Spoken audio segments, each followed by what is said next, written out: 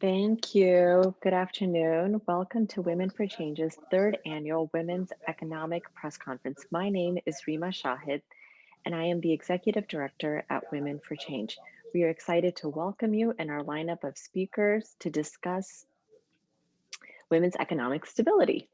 While we wish we could be with you in person today at the State House, as we have done in the past, we are so grateful to all of you for joining us via Zoom and Facebook Live. COVID-19 is, of course, omnipresent in every conversation we have these days. I would be remiss not to note the ways in which the pandemic has both laid bare the reality of women's economic stability in the United States and how it'll shape economic security going forward. Women, and particularly women of color, are more likely than men to lose their jobs during the pandemic, and because of the pandemic, women are also more likely to face the difficult balance of work from home and childcare. In fact, 1 in 4 women who reported being unemployed during the pandemic say it was because they lacked childcare. This is double the rate of men who reported the same. By many accounts, this childcare crisis will set women back a generation. In the meantime, women are holding up our society and our economy. 1 in 3 jobs held by women is considered essential. We are your essential workers. And the majority of healthcare workers are also women. As Governor Holcomb discussed in his 2021 State of the State address, women make up more than half of Indiana's workforce. When we support women workers, we support the workplace and the economy at large. It will take the bipartisan support that we've seen in the past to make the key changes Hoosier women need to attain true economic stability. We are so proud to host a slate of bipartisan speakers and legislators today. Thank you for joining us. Now I'd like to introduce our first guest, Destiny Faison from the Grassroots Maternal and Child Healthcare Leadership. Hello and good morning. My name is Destiny Faison, and I am a grassroots maternal and child health leader, and I work to improve pregnancy and infant development outcomes through outreach and policy advocacy. I am here as a voice for them as well as myself, for I am the community. Like myself and others during this pandemic, I have had to stay at home with my children while trying to work at the same time. I have then had to cut back my hours at work to ensure my children's education is prioritized first. I then had to terminate my employment due to these circumstances. I have had and still am battling with stress, depression, and anxiety of my economic instability, to now picking up side jobs to make ends meet. I am here to help eliminate unlawful employment practices that make it easy and without accountability for employers to discriminate and withhold resources. I am here not looking for a hand out, but a hand up. We are here looking for assistance to become more efficient at our jobs. We are here looking for an open door of relief. We are not just female and male senators, representatives, constituents, and employees. We are the now, raising and being a voice for those of tomorrow. For if those who are giving birth to the future cannot overcome these political and moral breakthroughs of today, then they will continue to be the political and moral issues and barriers of tomorrow. To all of you here today, be more intentional. Call your reps and senators. Attend every conference you can. Sign a letter. Find other supporters in your community and speak up. Thank you.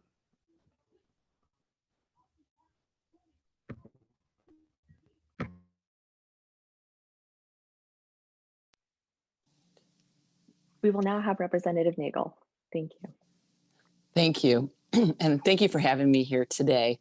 I am the author of House Bill 1358, and I was quite honored. Of course, that's the pregnancy accommodation bill, and quite honored to be asked to carry this bill, being a governor's agenda bill.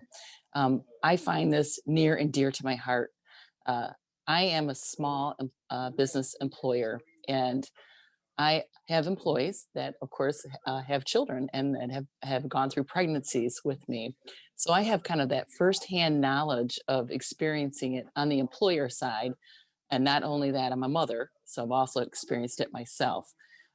This bill has gotten a tremendous amount of work into it, trying to find the right balance so that we can get it across the finish line.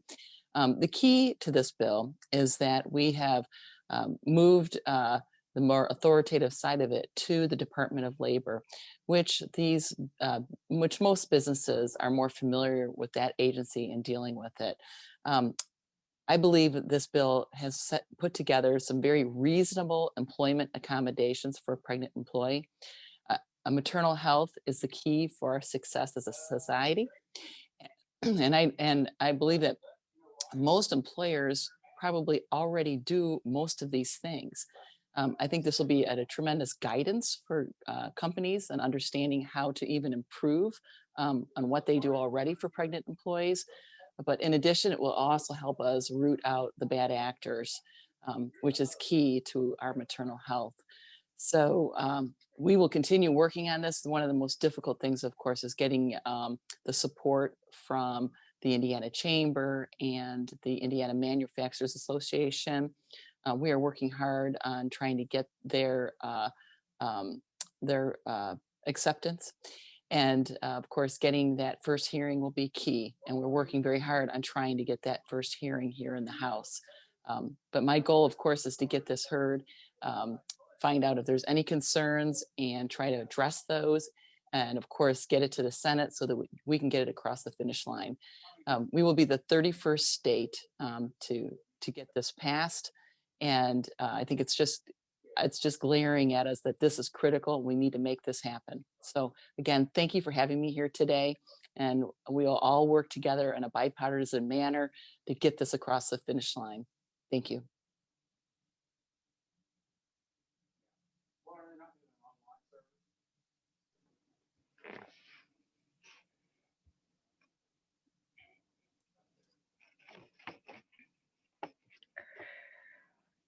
Hi, I'm Representative Carolyn Jackson, and I have House Bill 1011, which is Equal Pay Wage Disclosure Protection.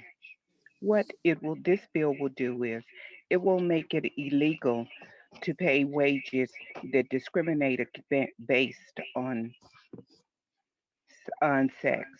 It will also make it illegal to discharge, discipline, or discriminate, coerce an employee because they're required to discuss their wages.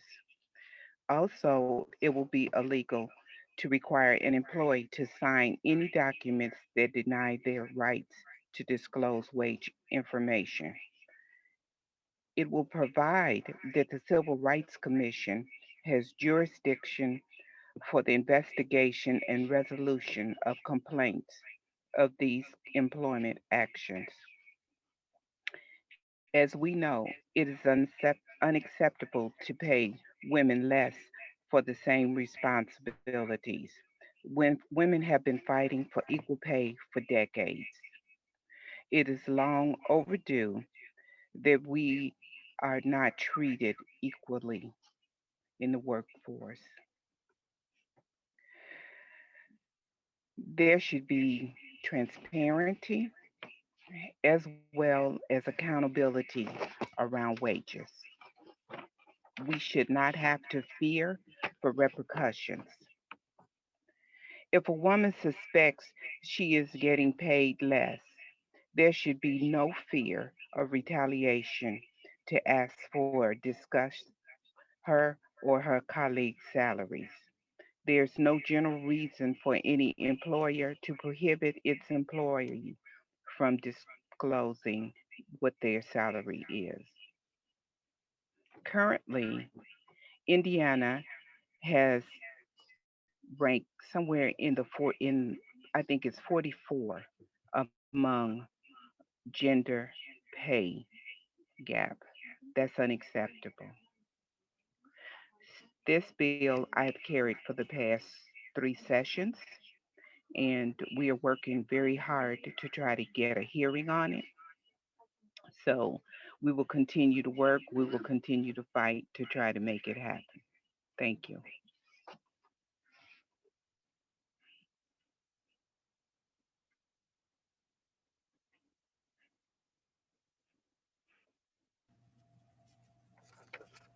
Hi, I'm Representative Chris Campbell.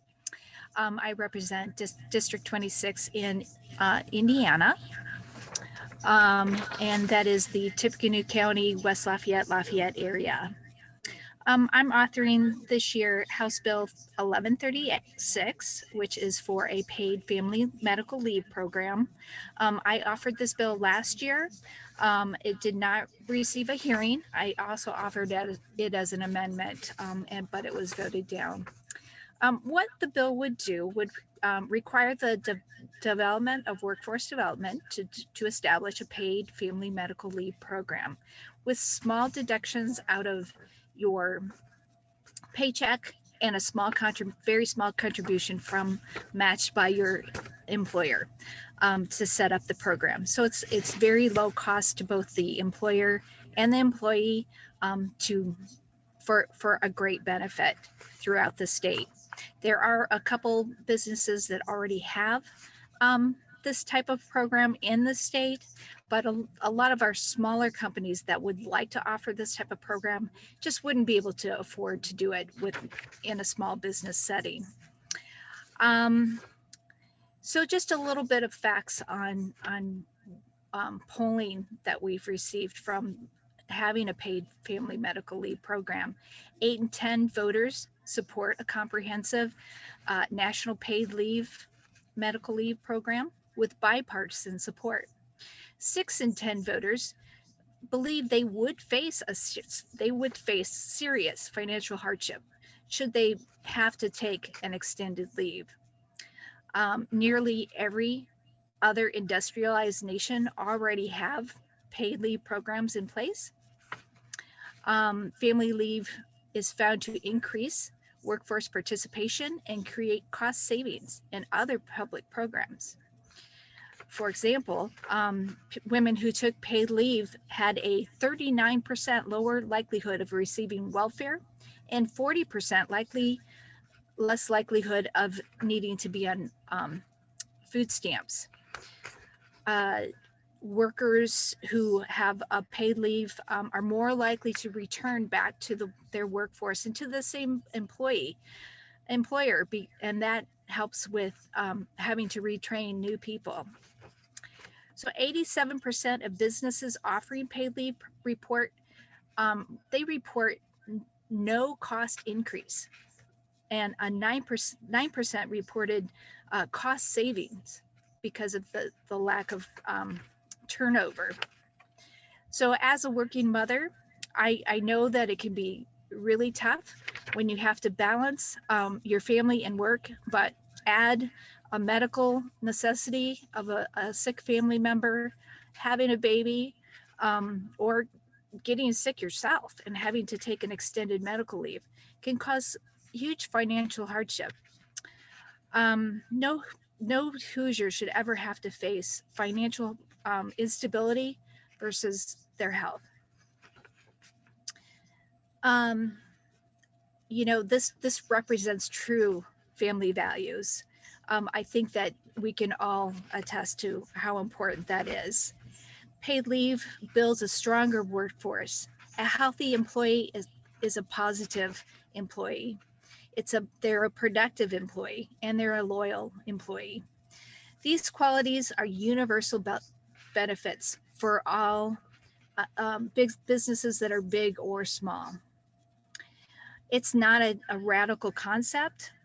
This is something millions of Hoosiers from all walks of life, all political affiliations want. So Indiana should lead the way in looking out for our workforce. Thank you so much.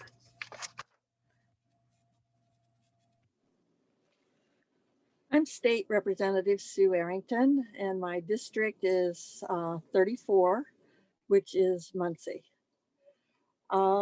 My bill is House Bill 1194. And before I get into the bill, I'd like to put it into context. Nationally, women are paid 82 cents for every dollar paid to men. But as been mentioned already, Indiana's wage gap is greater than that. It's 75 cents to the dollar. But the wage gap for women of color is even greater. For Black women, they're paid only 63 cents, and Latinas only 55 cents on the dollar paid to white non-Hispanic men. So we Indiana lawmakers have an urgent obligation to Indiana women, families, and the state economy to pass legislation to narrow this wage gap. Studies find that pay transparency helps close this gender wage gap. One example is a study that was done by PayScale.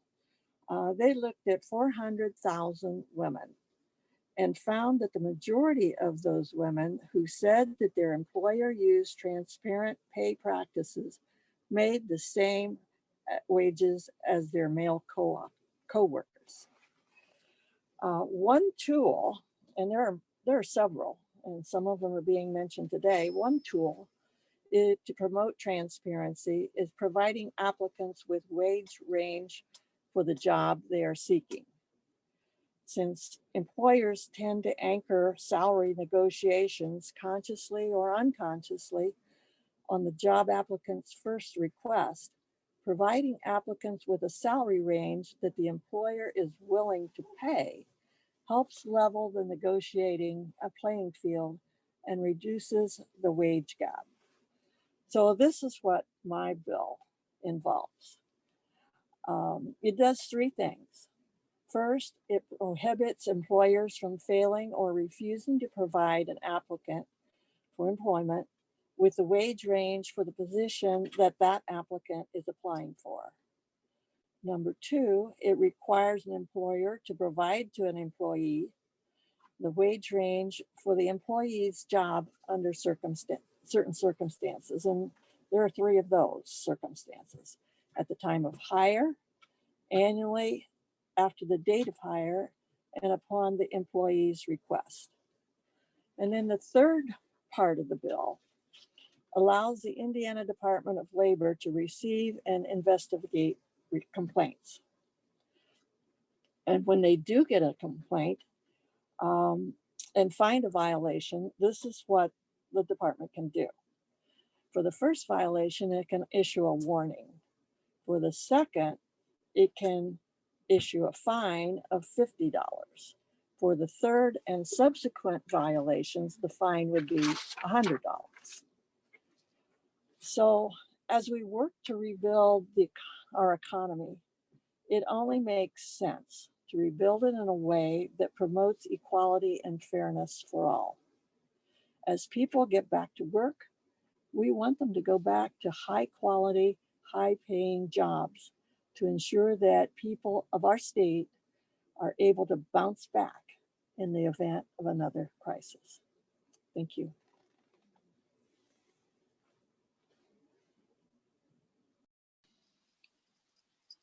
Hi, everyone. My name is State Representative Maureen Bauer. I represent House District 6.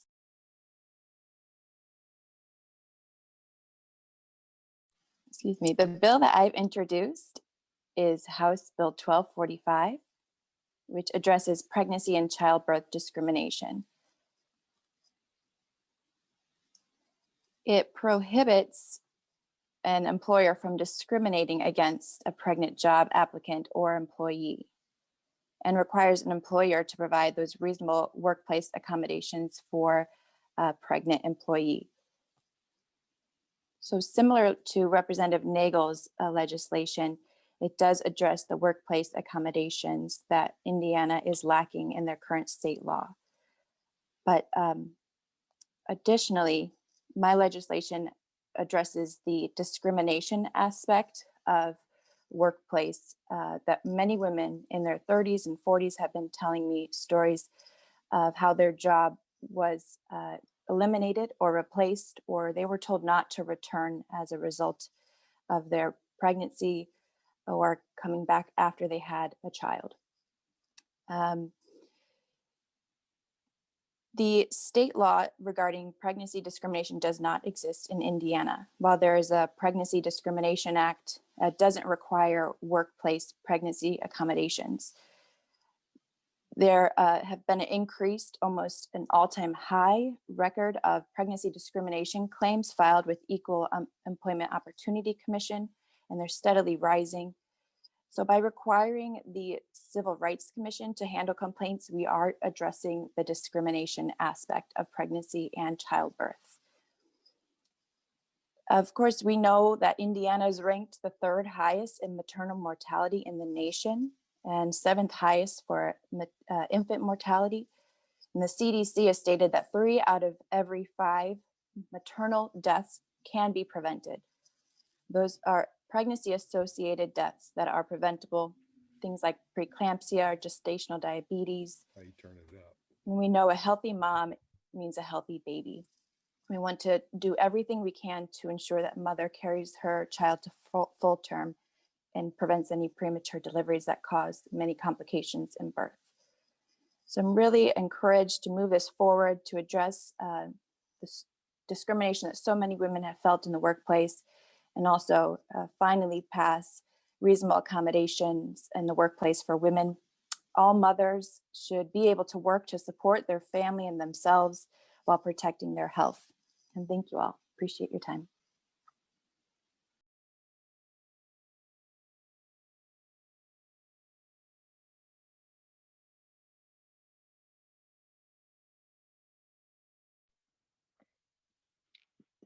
Thank you. Thank you all. And next we'll have Senator Alting.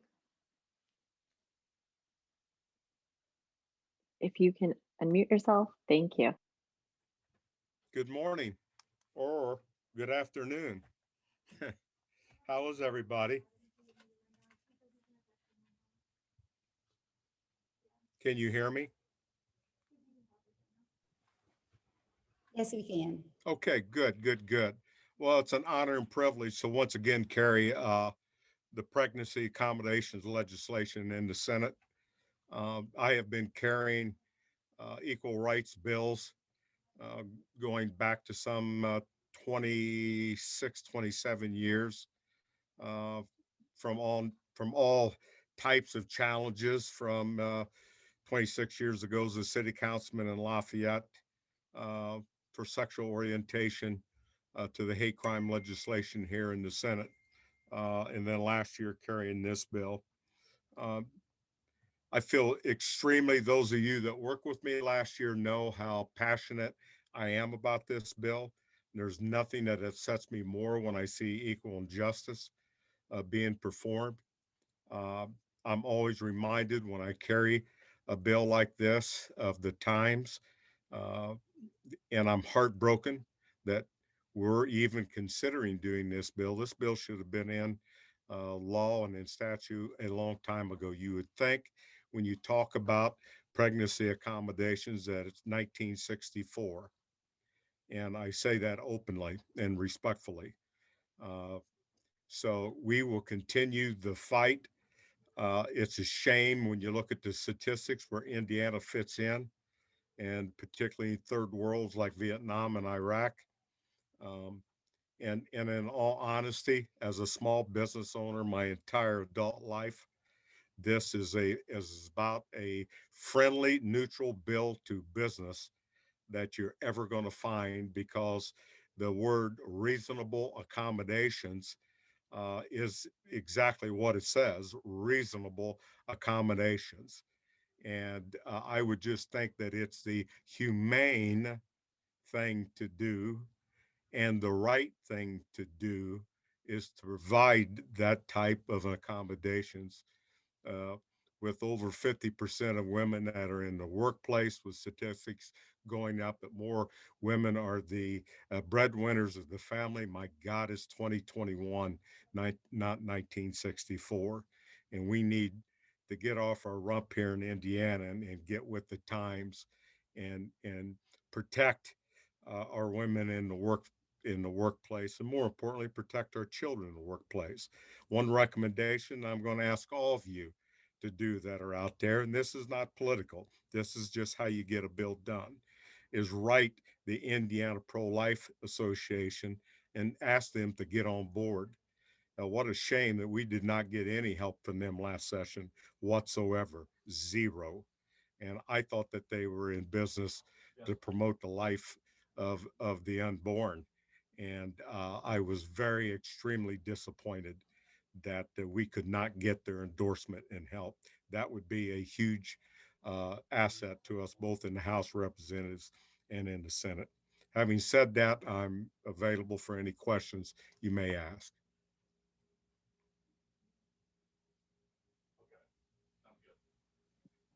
Thank you, Senator Altig. We'll have questions at the end if there are any. And now I'd like to request Senator Yoder to please join us in remarks. Thank you so much. It's great to be here and to talk about these pieces of legislation that are going to truly make Indiana a state that works. I'm presenting a few bills this session. It's my first session. I'm brand new to the Senate from Monroe County and represent most of Monroe County. I live in Bloomington. And I first want to talk about Senate Bill 355, which is increasing earned income tax credits. You know, we have so many people out there who are working as hard as they can, but because there is our wages have not kept up with the cost of living, it is nearly impossible to get ahead. So what increasing the earned income tax credit, which is Bill 355, will do is to expand the more families and individuals who can access that earned income tax credit for families even earning up to $65,000 a year if it's a family of four. Because we know even in parts of Indiana, I know in Monroe County, a family of four who's earning $65,000 a year can barely make it. So this is what we're talking about. And that bill 355 will help those families and even those families on down. So for example, a family of four earning less than $48,000 a year could get a $1,000 tax credit. And you know, even getting that across the finish line, I mean, as minuscule as even that sounds to a family, it makes a big difference, but the lift is going to be heavy, and I welcome everybody's help in getting that bill across the finish line.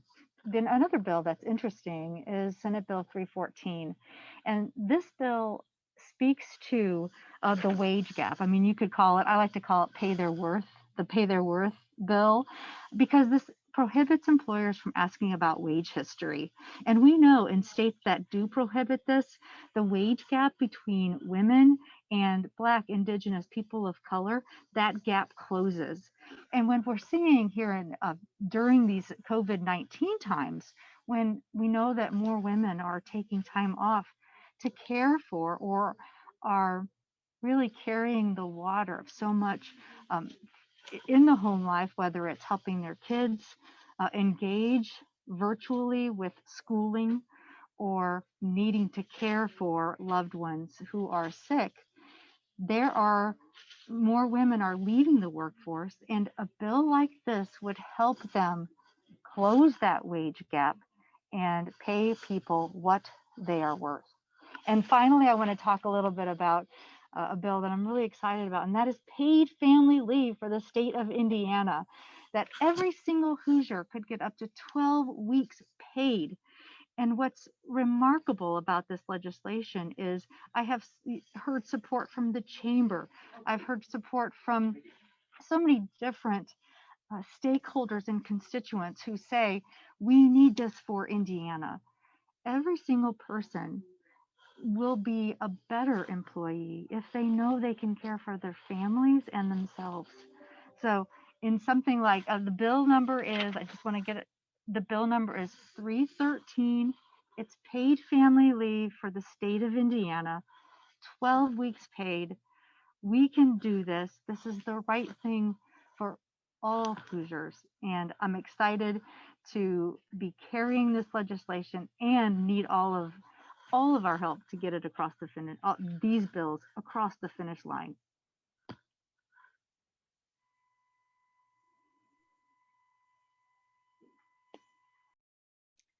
Hello, I am Sherry Watkins. I am the current AAUW Indianapolis co-president. AAUW, since its inception in 1881, has sought to improve the lives of women and girls through research, education, and advocacy. It has been said that what affects women affects families and ultimately affects not only our economy, but all aspects of our society. Our current economy, brought on by this pandemic, has been referred to as the she-cession, as job and income losses have more severely affected women than men. The service industries, especially the leisure and hospitality industries, have most negatively been impacted. These industries disproportionately employ women. The loss of jobs and income have increased poverty, food insecurity, and the fear of evictions. The role of women in our society as caregivers has also impacted women in the workforce. Faced with children at home in virtual school or with illnesses of dependence, women have more likely cut their hours or even left the workforce altogether. Women are more unlikely than men to delay re-entry into the workforce. The opportunity to restart their careers at the same earnings level is doubtful. The unavailability of affordable childcare, or even no availability are also major factors for women leaving the workforce. Unfortunately, as a result, many of the advances of narrowing the wage gap, which in our state, as someone has said, is one of the widest, have been negated. AAUW Indianapolis for the past few years has provided many payday candy bars to our legislators and others at the State House. The small payday bars represent the smaller paychecks the women in our state take home compared to their male counterparts. Along with the payday bars, we offered our wish list, which includes wage equity, wage history ban, paid family and medical leave, pregnancy accommodations, increased minimum wage, affordable child and dependent care with tax credits, smaller caps on the interest charged for payday and auto loans, student loan relief, and increased teacher pay. As you can see, COVID has shined the light on these issues and made addressing them at this time even more important. So we urge you and our legislators, everyone, to both embrace and support addressing these issues. Thank you.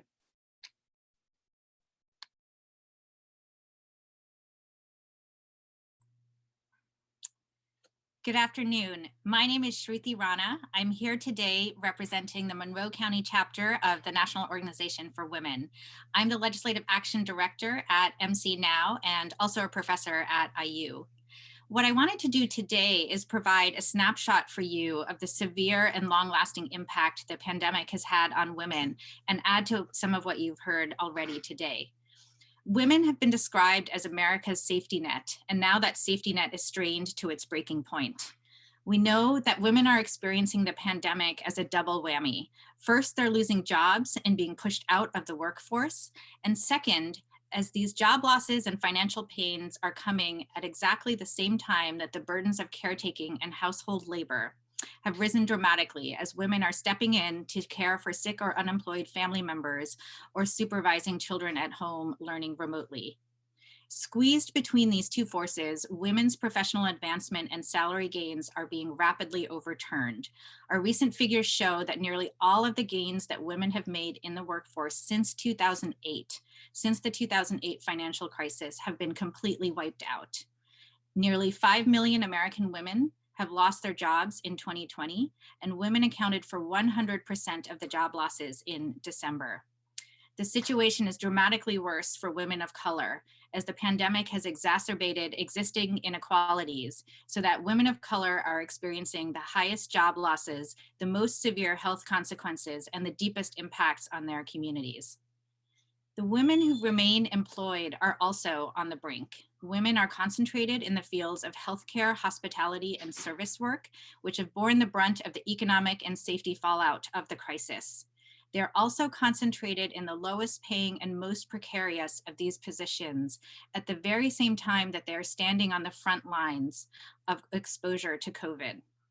So while we might be calling them the most essential workers, we must recognize that women are also the most underpaid and most undervalued workers. The work that women do at home in the workplace is truly essential to our society, and we must address these challenges before it's too late. For these reasons, Monroe County Now is supporting all of the bills that you've heard about today. We support intersectional gender equality and racial justice and believe these bills are the first steps in addressing both the current acute and the long-term, long-standing economic inequalities that women in Indiana must face. We urge all of you listening today to support these bills. Thank you. Thank you. Thank you to our incredible speakers, our elected officials, advocates, and our friends in the media that have joined us today, and to all of you. As you saw here today, women's economic stability encompasses a spectrum of topics, including pregnancy accommodations, paid leave, and wage disclosure. 2021 is the year that pregnant workers in Indiana will finally be protected by the law in the workplace, and we need your help. We are proud to see bipartisan support from across the state for pregnancy accommodations and a variety of bills that we heard today. And we're especially grateful for Governor Holcomb's leadership on the issue of pregnancy accommodations. We look forward to Indiana becoming the 31st state in the nation to pass the pregnancy accommodations bill. And it's long overdue that we must protect women in the workplace, Hoosier families, and Hoosier women. Thank you all again. We look forward to your continued advocacy.